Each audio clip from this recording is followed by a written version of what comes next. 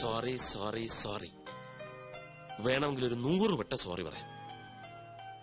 ഓഫീസിൽ ഒഴിവാക്കാൻ പറ്റാത്ത തിരക്കിലായിപ്പോയി. അതാ ഞാൻ കിച്ചുവിനെ അയച്ചത്. എന്നോട് പിണങ്ങല്ലേ? എനിക്ക് പിണക്കൊന്നുമില്ല. മനുവിന്റെ തിരക്ക് എനിക്കും അറിയാവുന്നതല്ലേ. സമയം കളയാൻ കിച്ചുവിന്റെ കമ്പനി നല്ലതാ. So funny.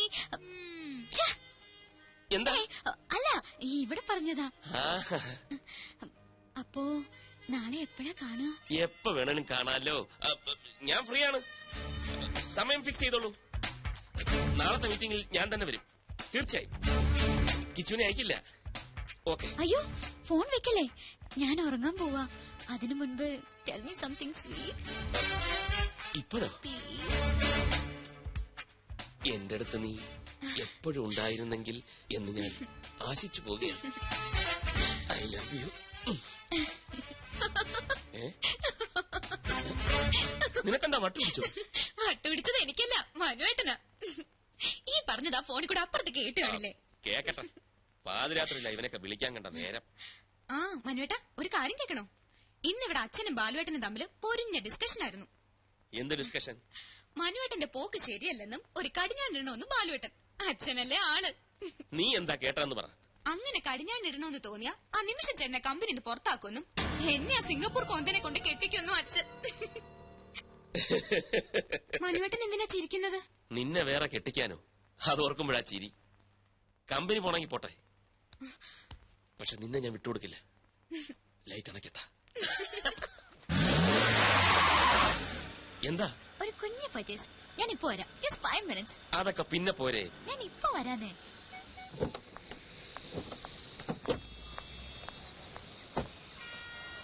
ഇതൊരു നടക്ക് പോവില്ല.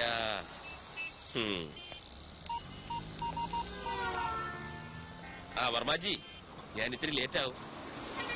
ആ വെൽക്കം ഗ്രൂപ്പിന്റെ മീറ്റിംഗ് വർമാജി അറ്റൻഡ് ചെയ്താൽ മതി. ആ അവള് കൊണ്ട് കൂടെ. ലേക്ക് സൈഡ് റിസോർട്ടിൽ ഒരു സ്യൂട്ട് റൂം ബുക്ക് ചെയ്തിട്ടുണ്ട്. Okay okay, thank you very much. ഒന്നും ഫൈനലൈസ് ചെയ്തിട്ടില്ല. അയ്യോ, ഇവിടെ പറഞ്ഞ വർമാജി, ഞാൻ പിന്നെ വിളിക്കാം. മനുവേട്ടാ, മനുവേട്ടൻ എന്താ ഇവിടെ? ഞാനൊരു ഷോപ്പിങ്ങിന് വന്നു. എന്ത് ഷോപ്പിംഗ്? എനിക്കല്ല, കിച്ചുവിന്.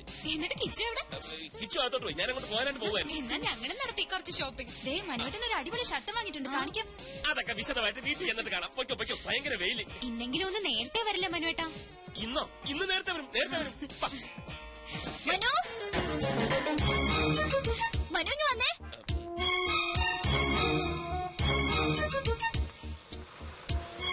ഇതുണ്ടോ? നോക്കിയേ ഞാൻ എന്താ വാങ്ങിയെന്ന്. ഇഷ്ടായോ?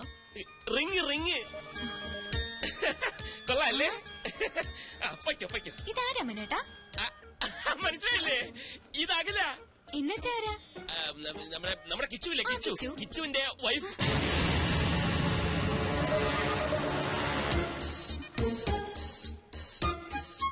കിച്ചു എപ്പോഴാ കല്യാണം കഴിച്ചത്? ഇതേ ചോദ്യം ഞാനും ചോദിച്ചു. കള്ളൻ ആരോടും പറഞ്ഞില്ല. ഇന്നാ ഞാനും അറിയുന്നത്. കിച്ചു അവിടെ ഷോപ്പിംഗ് കഴിഞ്ഞില്ലേ? ഒരാളെ ഇങ്ങോട്ട് പരിചയപ്പെടുത്തുമ്പോ തിരിച്ചും പരിചയപ്പെടുത്തണ്ടേ? ഈ മനുവേട്ടന്റെ ഒരു കാര്യം. ഇത് രഞ്ജു, ഇത് അഖില. അല്ല, ഇത് മതി, ഞാൻ പറഞ്ഞോളാം. അഖില, ഞാൻ രഞ്ജു, മനുവേട്ടന്റെ ഭാര്യ.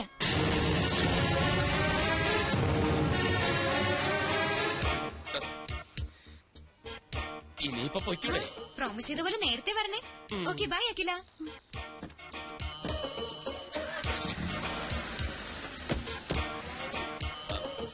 അഖില, കള്ളനാ നിങ്ങൾ. പേരും കള്ളൻ. അഖില, ഞാൻ പറയുന്നൊന്ന് കേൾക്കൂ. എനിക്ക് കാണണ്ട ഇനി നിങ്ങള്.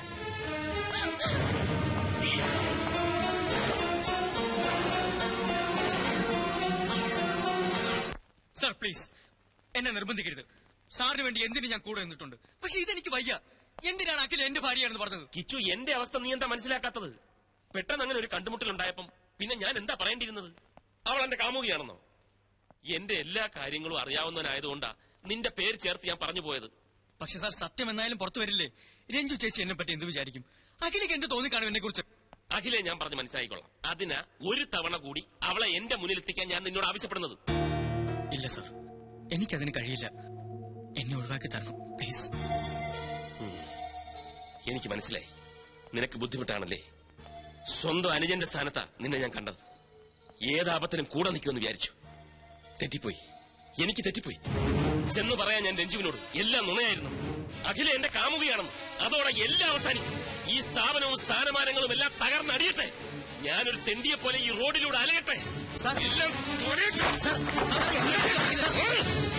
എന്നാ പിന്നെ എന്തിനാ നിന്റെ സ്വപ്ന സൗധം മാത്രം ബാക്കി? അതും പറയാം സാർ. അതൊന്നും കാട്ടരുത്. മാറ്റി എന്റെ ജീവിതം തുലച്ചിട്ട് ഇവിടെ അങ്ങനെ ആരുടെ സ്വപ്നങ്ങൾ പൂവണിയുണ്ട്.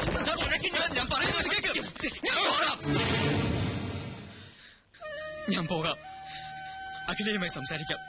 അവളെ സാറിന് മുമ്പിൽ കൊണ്ടുവരാം. ഇതാ പണം. ഇനിയും വേണോ? തരാം.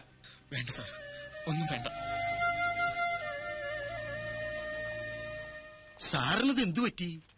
ഇത്രയും ദേഷ്യം ഇതുവരെ ഞാൻ കണ്ടിട്ടില്ല. ഞാൻ ദേഷ്യപ്പെട്ടെന്ന് ആര് പറഞ്ഞു?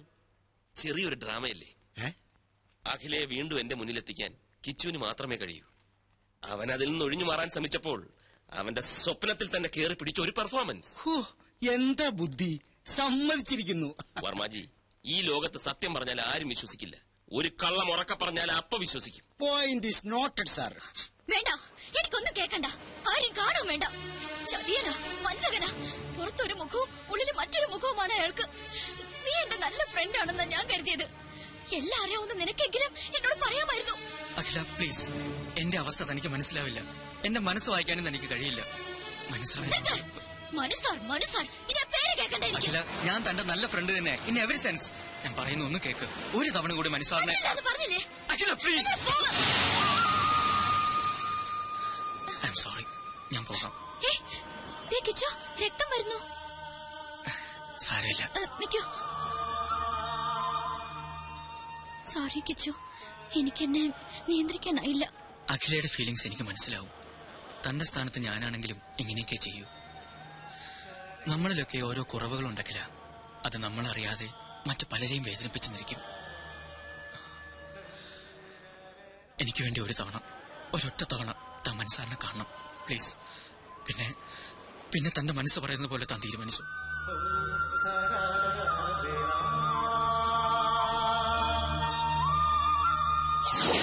ഇനി എന്താ പറയാനുള്ളത്? ഒരു നുണ മറയ്ക്കാൻ മറ്റൊരു നുണ, അല്ലാതെന്താ? അഖിലയോട് ഞാൻ ഒരു നുണയും പറഞ്ഞിട്ടില്ല. ഇല്ലായിരിക്കാം, പക്ഷേ പറയേണ്ട ഒരു സത്യം മാത്രം പറഞ്ഞില്ല. നിങ്ങൾ വിവാഹിതനാണെന്ന സത്യം. ഇല്ല, പറഞ്ഞില്ല. എന്തുകൊണ്ട്? അത് സത്യമല്ലാത്തതുകൊണ്ട്. രഞ്ജു എന്റെ അമ്മാവന്റെ മകളാണ്. സ്നേഹിച്ച പുരുഷൻ വിവാഹത്തലേന്ന് കാലുമാറിയപ്പോ മറ്റേതൊരു പെൺകുട്ടിയെയും പോലെ മാനസികമായി അവളും തകർന്നുപോയി. 3 ദിവസം ബോധം നശിച്ച ആശുപത്രിയിൽ കിടന്ന അവൾ ബോധം വന്നപ്പോൾ ആദ്യം മുന്നിൽ കണ്ടത് എന്നെയാണ്. സത്യത്തിൽ എന്റെ ദുരവസ്ഥ അവിടെ തുടങ്ങിയായിരുന്നു. അവളുടെ വിവാഹം കഴിഞ്ഞെന്നും അവളെ സ്നേഹിച്ച ചെറുപ്പക്കാരൻ ഞാനാണെന്നുമുള്ള വിചിത്രമായ വിചാരം എങ്ങനെയോ മനസ്സിൽ കടന്നുകൂടി. അത് തിരുത്താൻ പോയപ്പം ആകെ വയലന്റായി. ഡോക്ടറുടെ നിർദ്ദേശപ്രകാരം ഇന്നും ഞാൻ അങ്ങനെ അഭിനയിക്കുകയാണ്.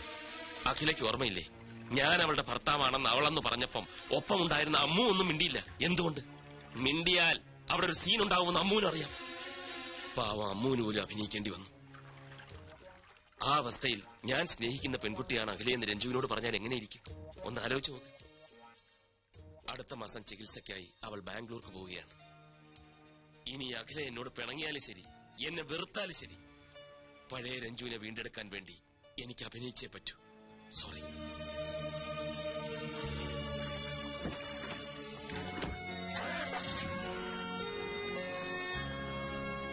അഖില, നീ ടെൻഷൻ അടിക്കാതെ. നെല്ലും പതിരും ഞാൻ ഇപ്പൊ തിരിച്ചു തരാം. ആള് ബാംഗ്ലൂട്ട് പോയിട്ട് 10 മിനിറ്റ് കഴിഞ്ഞു. വരുന്നുണ്ട്. മൂട്. ഹായ്, അമ്മു അല്ലേ? അതെ, ഞാൻ ഡോക്ടർ ജയലക്ഷ്മിയുടെ കസിൻ ജോൾസിന. ഇതെന്റെ ഫ്രണ്ട്. അമ്മു എന്നെ ഹെൽപ്പ് ചെയ്യണം. ഞാനോ? എങ്ങനെ? ഞാൻ പറയാം.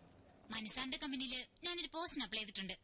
അമ്മ ഒന്ന് മനസാറിനോട് റെക്കമെൻഡ് ചെയ്യും. അയ്യോ, ഞാൻ പറഞ്ഞാലൊന്നും മനോട്ടൻ കേക്കില്ല. ഓടിക്ക് തന്നെ. പിന്നെ ആര് പറഞ്ഞാൽ കേക്കും? രഞ്ജിയെ കണ്ടാ മതി. അതാരാ? മനോട്ടന്റെ ഭാര്യ. ചേച്ചി പറഞ്ഞ മനോട്ടിനെ കേൾക്കാതിരിക്കാൻ പറ്റില്ല. ആ ചേച്ചിക്ക് എന്തോ അസുഖം. അസുഖോ? എന്തസുഖം? അല്ല, എന്തോ മെന്റൽ പ്രോബ്ലം. മൈ ഗാഡ്, നിങ്ങൾ എന്താ ഈ പറയുന്നേ? നിങ്ങൾക്ക് എവിടെ ഈ ന്യൂസ് കിട്ടിയത്? മനോട്ടന്റെ ചെവിയിലെങ്ങാൻ ഇതെത്തണം. അയ്യോ കുട്ടി, ആരാ പറഞ്ഞതെന്ന് ഓർമ്മയില്ല. പക്ഷേ എന്ത് പക്ഷേ?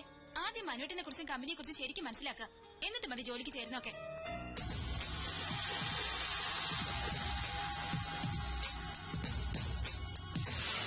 എന്ത് മണ്ടത്തരമാക്കി നീ പറയുന്നേ? ഈ ഒരു നിസ്സാര കാര്യത്തിന് ജോലി വേണ്ടെന്ന് വെക്കി. നിസ്സാര കാര്യോ? പക്ക ഫ്രോഡായ അയാളുടെ കമ്പനിയില് ഞാൻ ഇനി എങ്ങനെ ജോലി ചെയ്യും? ചെല്ലാൻ പോവാ ഞാൻ അങ്ങോട്ട്. എന്നിട്ട് അയാളുടെ മുഖത്ത് നോക്കി 4 വർത്താനം പറയണം. ഇതാ ഇപ്പൊ നന്നായേ. അയാൾ ഒരു പക്ക ഫ്രോഡാണെങ്കിൽ നീ ഒരു പക്ക ഫൂളാണെന്നേ ഞാൻ പറയൂ. ഐമാറ്റ് കമ്പനിയിലെ മോഡലാകണമെന്ന് നീ കുറെ കൊതിച്ചതല്ലേ? ഇപ്പൊ അത് കിട്ടുകയും ചെയ്തു. പറയുന്ന പണവും തരുന്നുണ്ട്. എന്നിട്ട് അതൊക്കെ വേണ്ടാന്ന് വെക്കുന്ന നീ ഒരു ഫൂളല്ലേ? ഞാൻ പിന്നെ എന്താ വേണ്ടത്? അയാൾ ഇങ്ങോട്ട് കളിച്ചതുപോലെ നീ അങ്ങോട്ടും കളിക്കണം. അയാള് പറഞ്ഞ കള്ളക്കഥ വിശ്വസിച്ചതായിട്ട് നീ അഭിനയിക്കണം. എന്നിട്ട് അയാളായിട്ട് വട്ടം ചുറ്റിക്കണം. ഇനി ഒരു പെണ്ണിനോടും ഈ മാതിരി കാട്ടാതിരിക്കാൻ ഒരു ഷോക്ക് ട്രീറ്റ്മെന്റ്.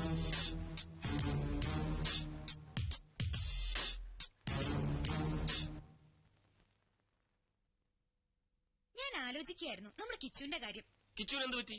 പച്ച പാവായിരുന്ന ചെക്കൻ ഇത്ര പെട്ടെന്നൊരു കല്യാണം കഴിച്ചു എന്ന് എനിക്ക് വിശ്വസിക്കാനേ വയ്യ. ഈ പ്രേമത്തിന് കണ്ണില്ലെന്നല്ലേ? ഇതും ചെയ്യും, ഇതിനപ്പുറവും ചെയ്യും. നമ്മളും അങ്ങനെ തന്നെ ആയിരുന്നല്ലോ. നിന്റെ അച്ഛന്റെ കണ്ണ് വെട്ടിച്ച് 1 കൊല്ലമല്ലേ പ്രേമിച്ച് നടന്നത്? അതിന് ഇയാള് പച്ച പാവൊന്നും ആയിരുന്നില്ലല്ലോ.